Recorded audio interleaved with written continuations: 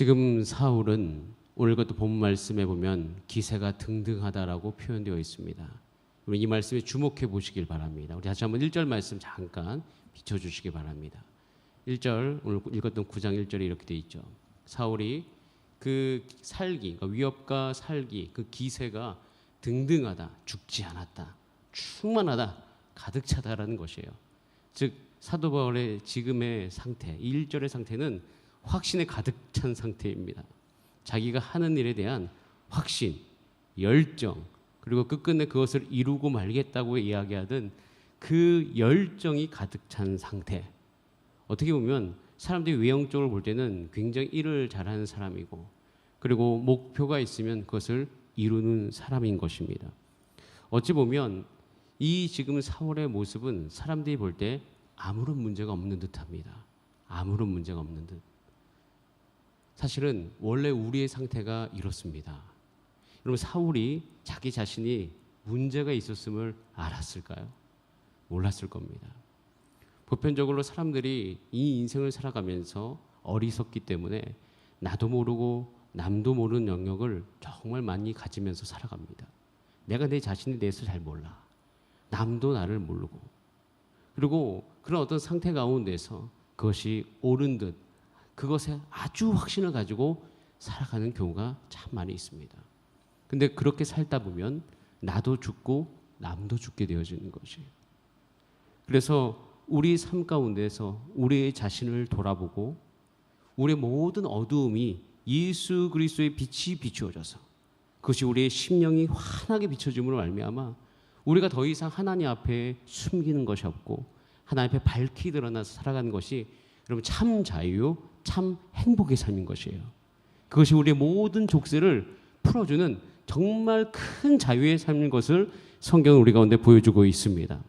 우리는요, 살다 보면 이 성공과 성취에 관련돼 가지고 굉장히 우리의 마음이 뺏기는 경우가 참 많이 있습니다.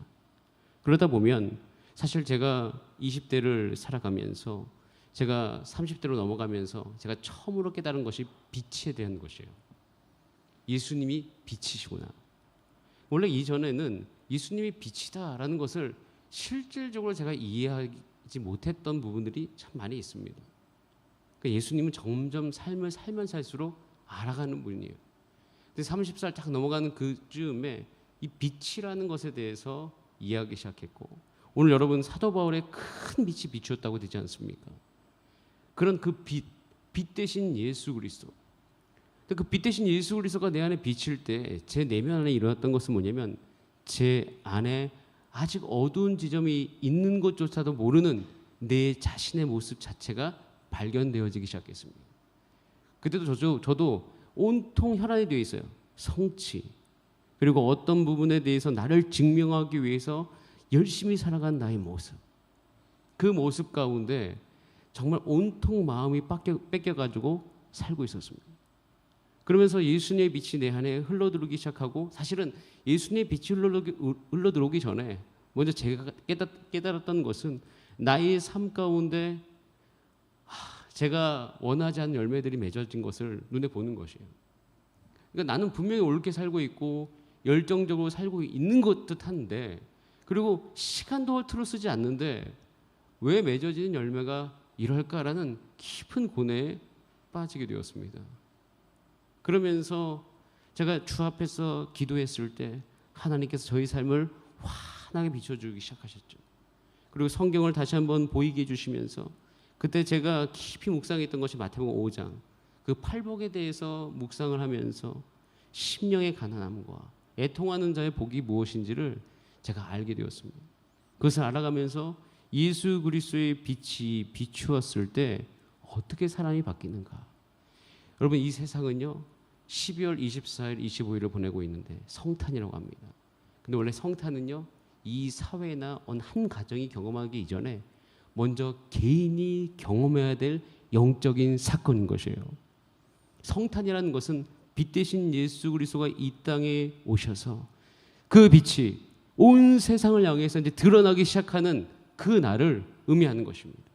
모든 사람들은 다 어두움 가운데 살고 있고 죄 가운데 살고 있고 자기가 옳은 듯 열정을 다해 살고 있으나 결국 그 열매는 써서 나도 죽고 남도 죽는 열매를 맺어가면서 살고 있으니 예수님께서 이 땅에 오셨을 때 그 빛이 환히 비쳤을 때 자기의 본질적인 정말 본질상 진노의 자녀인 것을 깨닫게 되어지고 내가 예수 없이는 정말 이것에 대해서 내가 해결하지 않고서는 살 수 없다라고 여겨지는 그 애통함으로 말미암아 하나님 앞에 나아가서 주님 나의 삶을 환하게 비춰주시옵소서. 이렇게 기도하면서 나의 삶의 모든 무질서가 떠나가고 질서로 다시 재정비되어지는 그런 정말 진정한 영적인 의미의 성탄이 필요한 것이에요. 여러분, 이 성탄절을 맞이할 때마다 우리 삶 가운데 우리가 육신을 입고 있는 동안에는 어쩔 수 없이 우리 삶이 육이 연약하여 낄 수 있는 어두움과 육이 연약하여 우리 마음 가운데 이 모든 죄된 영향력이 흘러들어올 수 있는 이 시점에서 다시금 여러분 삶 가운데 오늘 이 밤에 예수 그리스도의 빛이 비춰지는 놀라운 은혜가 있게 되기를 간절히 원합니다. 기도하는 가운데 성령님께서 여러분 가운데 임하셔서 여러분 마음 지금 행여나 여러분 가운데 고민을 주는 문제들이 있습니까? 아니면 자기 자신의 어떤 감정과 이기지 못하는 내 모습 때문에 힘들어하시는 분 계십니까? 주님 빛을 비추어 주시옵소서. 기도할 때 그 빛을 내 마음 가운데 비추어 주셔서 주님 내가 가야 될 길, 내가 올바로 내가 행해야 될 모든 길을 주님 보여주시옵소서.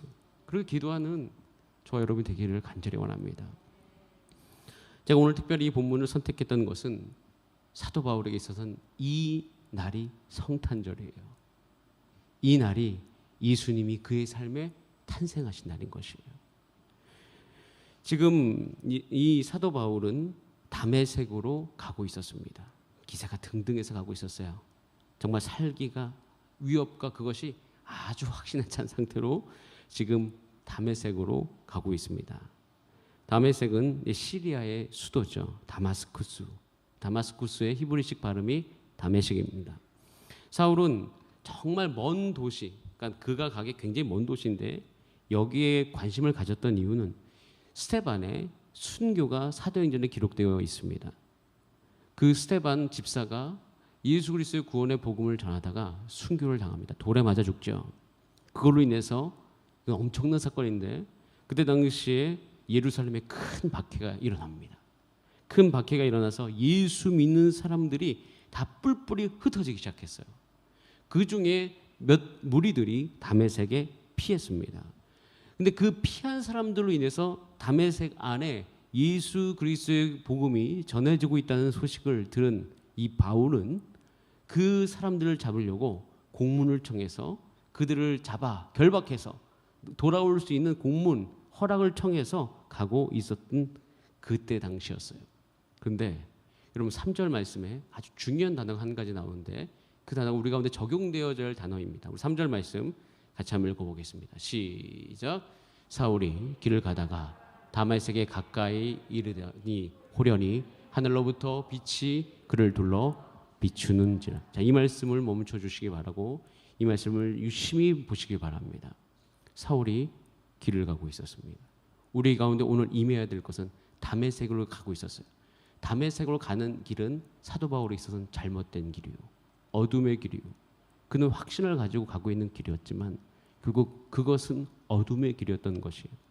즉 다른 말로 얘기하면 우리의 삶도 우리가 오늘 우리가 확신을 가지고 어둠의 길로 가는 경우가 참 많이 있습니다. 근데 어둠의 길로 간다는 것은 증명해 볼 수 있어요. 내가 나를 미워한다든가, 내가 모든 것을 남을 미워한다든가, 아니면 내 감정이 휩싸여 가지고 내가 내 자신 하나를 못 다스린다든가, 누군가에게 나를 증명하기 위해서 복수하기 위해서 살아가는 우리의 모든 길을 이야기하는 거예요.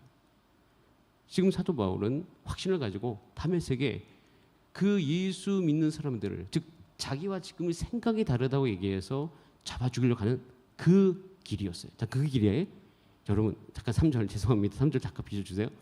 그 길에 자 보세요. 호련히 하늘로부터 빛이 그를 둘러 비춘다. 이 문장을 제가 한번 크게 적은 적이 있어요. 왜냐하면 이 문장은요 저희 삶 가운데 이루어져야 될 문장이거든요. 이 말씀은 반드시 나의 삶에 이루어져야 될 하나의 말씀인 거예요.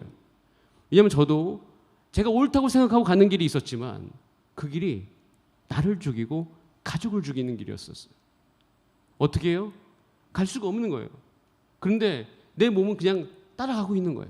그럼 그걸 멈출 수 있는 한 가지 방법밖에 없는데 그것은 그거예요. 호련히 하늘로부터 빛이 나를 비추는 방법밖에 없는 거예요.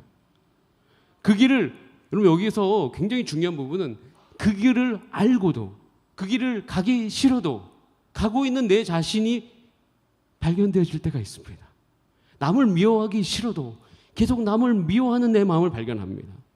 죄가 싫어도 죄의 길로 가는 내 자신을 우리는 발견하곤 합니다. 끊을 수가 없는 그 지점에 우리가 어찌할 수 없는 그 지점에 놓일 때가 참 많이 있어요. 그러면서 우리는 괴로워하죠. 주여, 어떻게 합니까?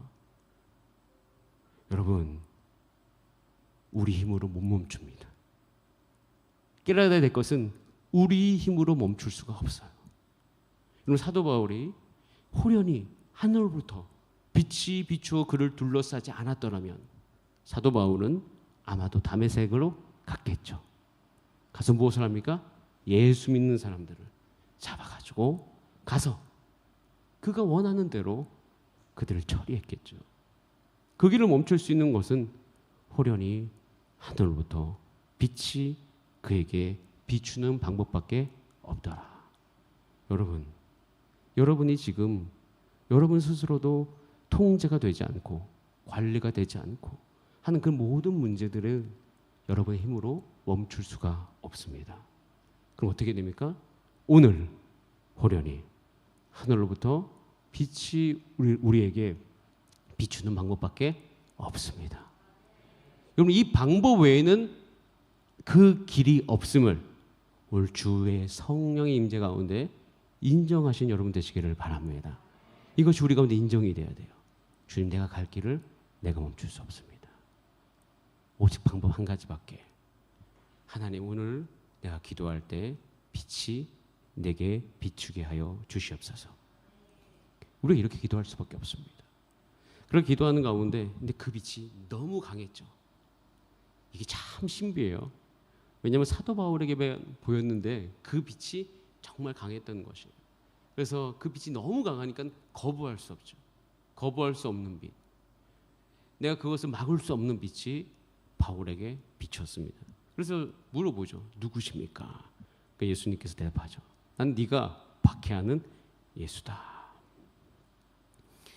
나중에 이 모든 것을 이제 사도행전 22장에 가면 사도 바울이 회고합니다. 왜냐하면 이 사건은 사도행전을 읽는 내내 나중에 사도 바울이 어느 곳에 복음을 전할 때마다 이 사건에 대해서 회고하고 다시금 설명하는 것이 나오는데 이것이 굉장히 길었던 시간인데 이 시간이 또 언제였냐면 자, 우리 사도행전 22장 6절 말씀 한번 같이 보겠습니다.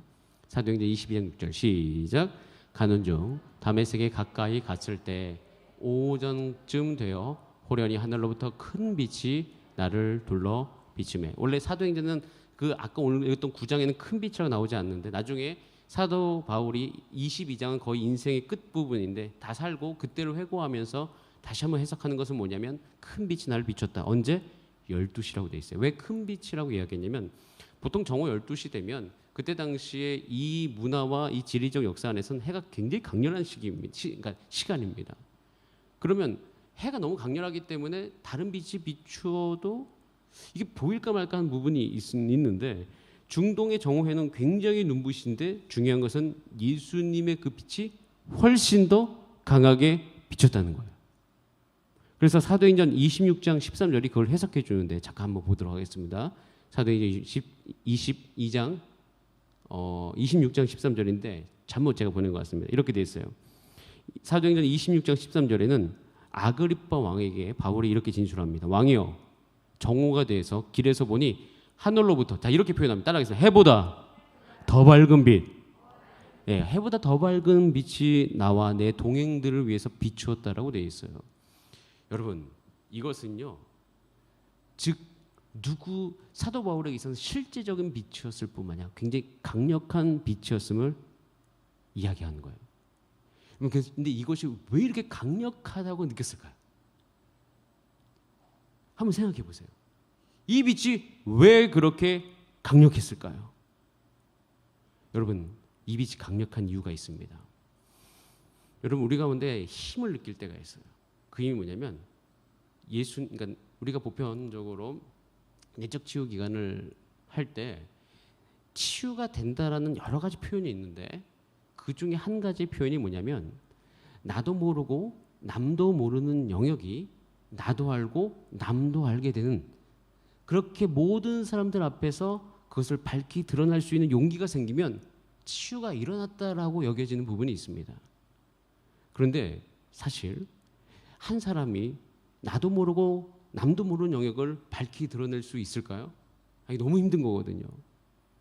저도 제 안에 뭔가가 있다는 것은 알겠는데, 힘든 것이 있다는 것은 알겠는데 그것이 무엇인지 모르는 게 답답한 게 너무 힘들어요. 특별히 정말 가장 가까운 사이라고 얘기할 수 있는 부부관계를 한번 예를 들어보겠습니다. 부부관계 가운데 화가 너무 나는 거야. 그런데 그 상황을 따져보면 왜 화나는지 이해가 안 돼, 머리로. 정말 그런 경우들이 많이 있습니다. 그리고 해결해보고 싶지만 결국 해결할 수 없는 그 지점에 이르는 경우가 많아요. 그런데 우리는 해결로 가고 싶거든요. 저는 정말 해결하고 싶은 마음이 간절했어요. 그럼 어떻게 돼요? 그때 제가 느끼는 부분이 나도 모르고 남도 모르는 영역이 존재한다. 그럼 바울이 자기가 지금 틀리다는 것을 어떻게 알 수 있을까? 내가 잘못된 길로 가고 있다는 것을 어떻게 알 수 있을까요? 여러분, 큰 빛이 와야지만 되는 것이에요. 거기까지 나도 모르고 남도 모르고 내가 왜 이러는지 내가 모를 때에 그것을 정말 해는 그걸 비출 수가 없어요. 햇빛은 아무리 내게 와도 이 세상만 밝게 비출 뿐이지 내 안을, 내 심령을 비출 수는 없습니다. 더 강력한 빛이 와야 돼요. 내 심령을 뚫어볼 수 있는 빛, 내가 왜 이런지 알게 해주는 빛, 정말 의롭고 공의롭고 은혜가 풍성한 그 인품을 가지고 내 안에 와서 나를 비춰주는 그 빛, 그게 있어야 돼요. 그게 있어야 돼요. 여러분, 이것은 제가 이 말씀을 읽을 때 알았죠. 사도 바울이 경험한 그 큰 빛은 지금도 저와 여러분 가운데 있는 그 빛인 줄 믿습니다. 그 빛은 요한복음에서 이야기죠. 내가 세상의 빛이다. 예수님이 선언하셨습니다. 나는 빛이다. 나는 너의 삶을 비추는 빛인 것을 예수님께서 말씀하고 계십니다.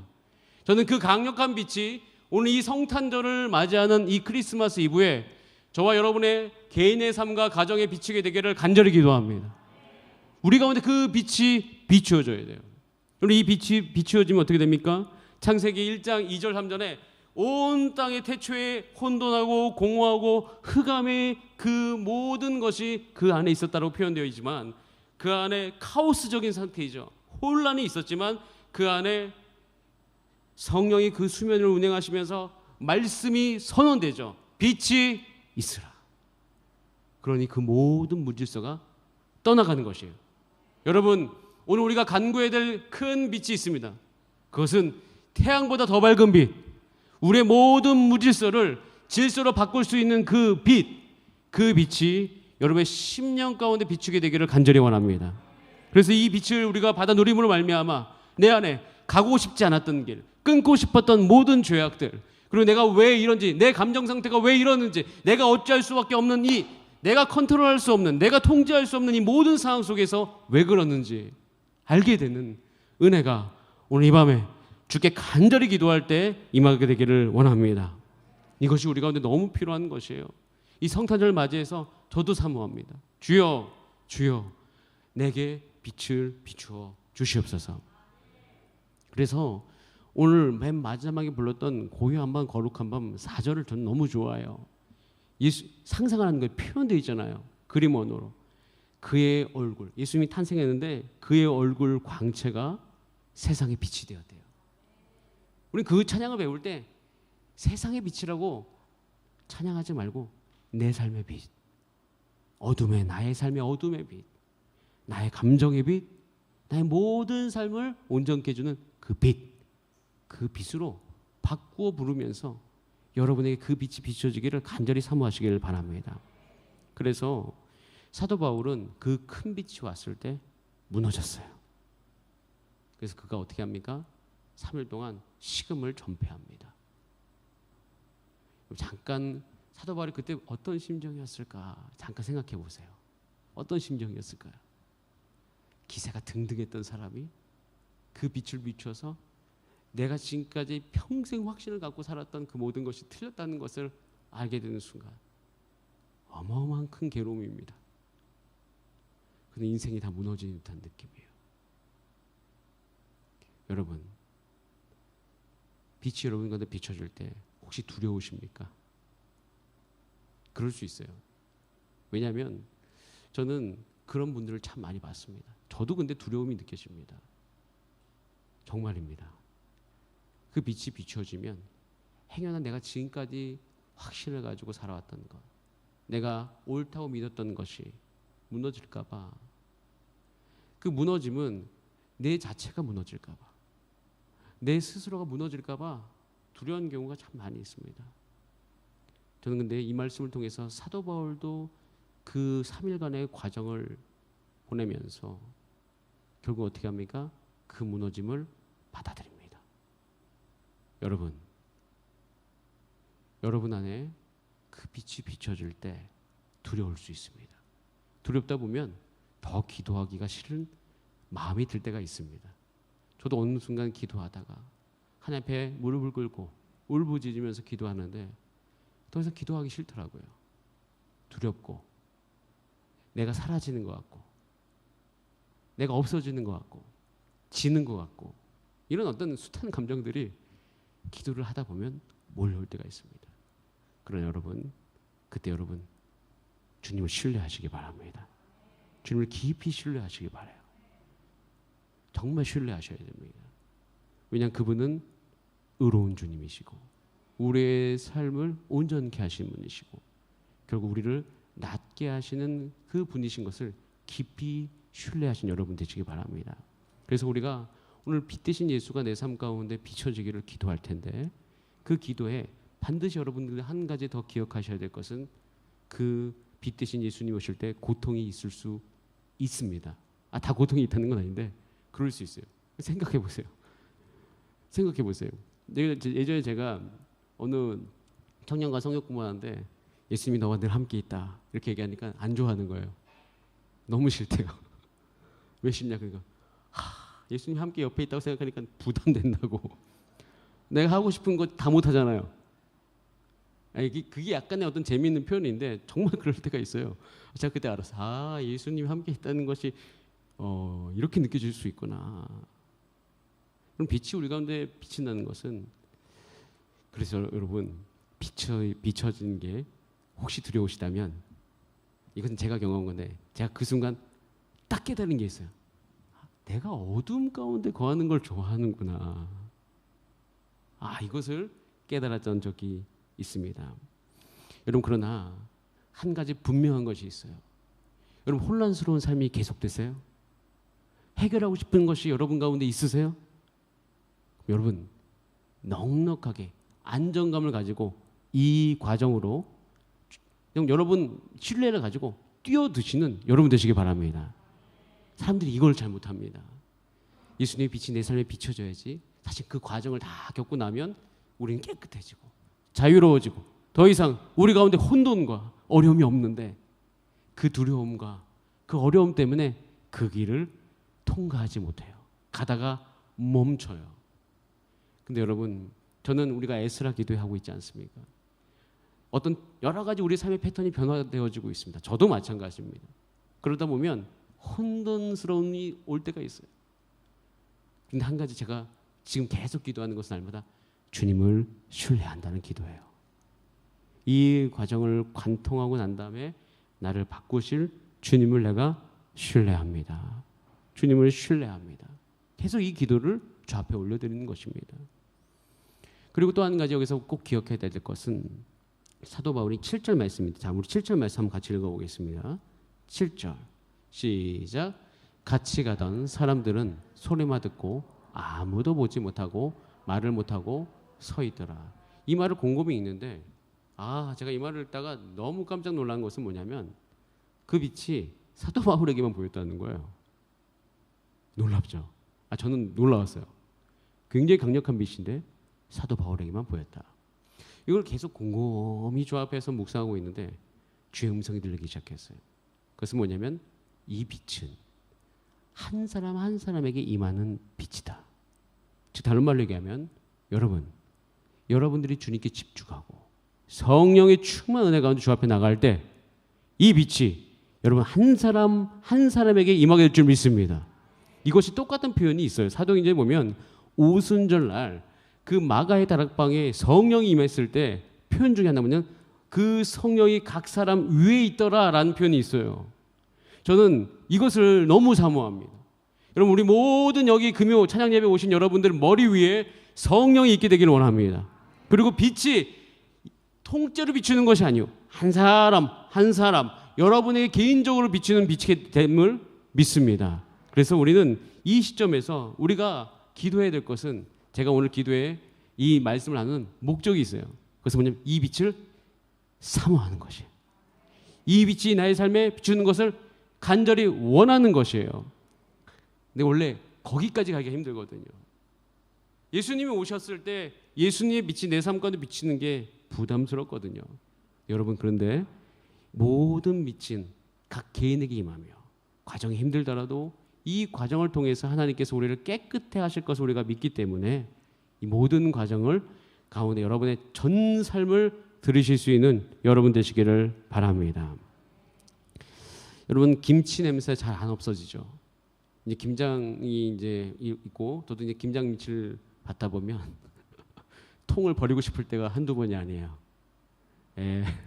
김치 냄새가 막 껴서. 자, 여러분 우리가 얼마나 주 앞에 애통하며 처절히 가야 되는가. 여러분 김치독에 김치 냄새 빼기 어려운 것처럼 우리 삶에도 어두움 빼는 것은 만만한 일은 결코 아닙니다.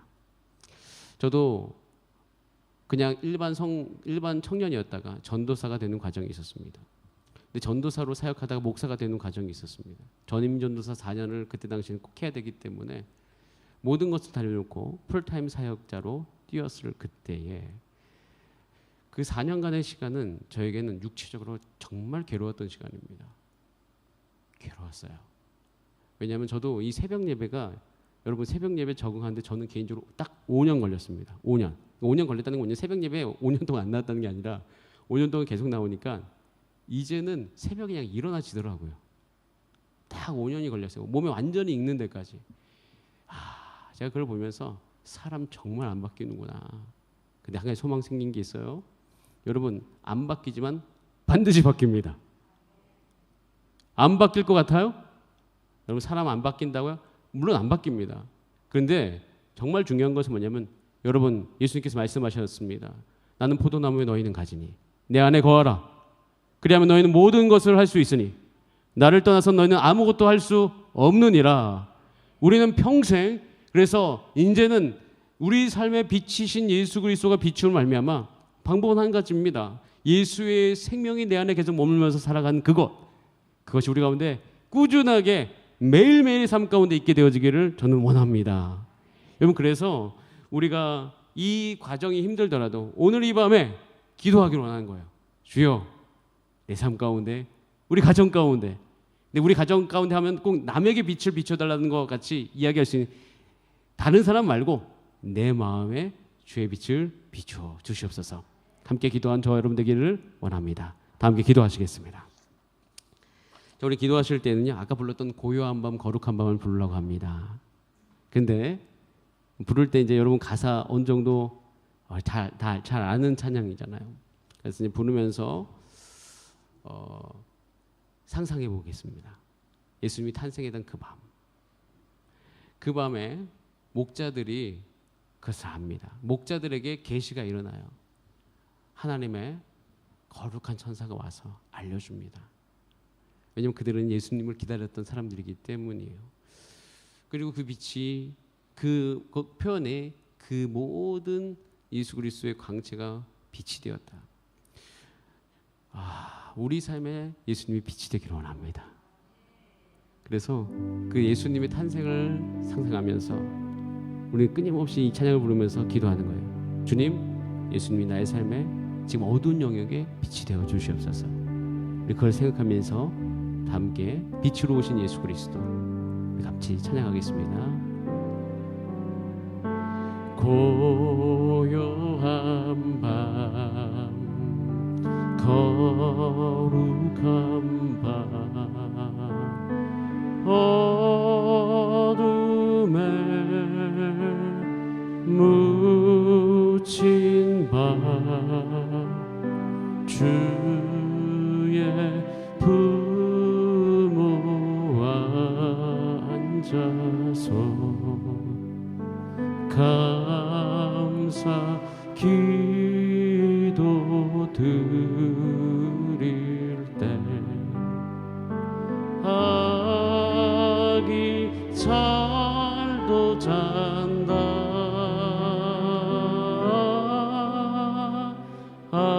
아기 잘도 잔다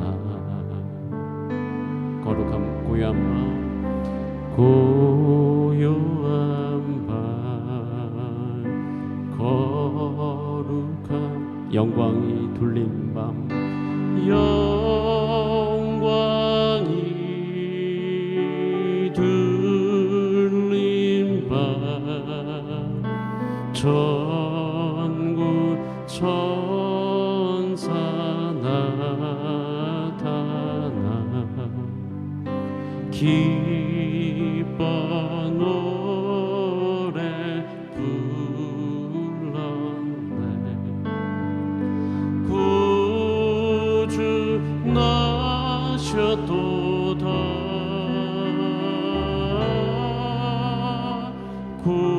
구주 나셨도 그분은 우리의 구세주가 되십니다. 고요한 밤 거룩한 밤 동방의 박사들 별을 보고 찾아와 꿇어 경배 드렸네 구주 나셨도다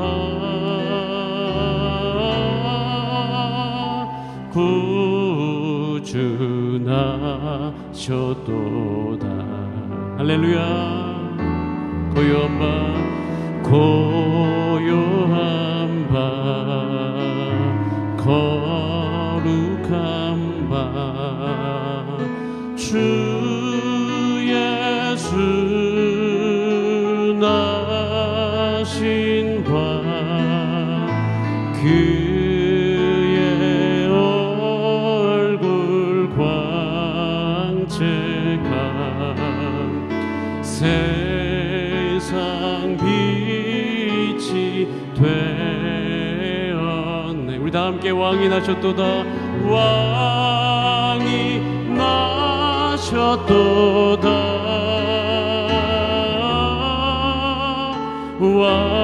왕이 나셨 우리 다시 한번 고요한 밤 거룩한 밤 고요한 밤 거룩한 밤 주 예수 나신 밤 그의 얼굴 광채 우리 다 함께 고백하면 나의 빛이 되었네 나의 빛이 돼 자 우리 다 함께 선포하면서 왕이 나셨도다 왕이 나셨도다